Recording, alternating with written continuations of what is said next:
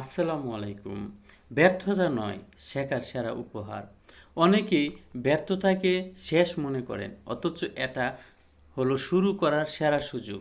Thomas Edison 10,000বার ব্যর্থ হয়েছিলেন এবং বলেছিলেন, I have not failed, I have just found 10,000 ways that won't work. অর্থাৎ বিশ্ববিদ্যালয় গবেষণা ইউনিভার্সিটি অফ ম্যাগাজিন 2015 সালে প্রমাণিত হয়েছে, যারা ব্যর্থতাকে স্বীকার করে এবং বিশ্লেষণ করে তারা ভবিষ্যতে 45% বেশি উন্নতি করে। তাদের ক্ষেত্র বিশেষে ব্যর্থতা থেকে শিক্ষা নিলে তা হয়ে যায় জীবনের সেরা গাইড।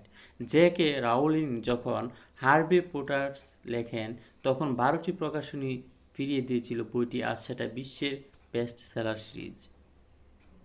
ব্যর্থতা নয়, থামার নাম, শেখার পথে সে পরিণাম।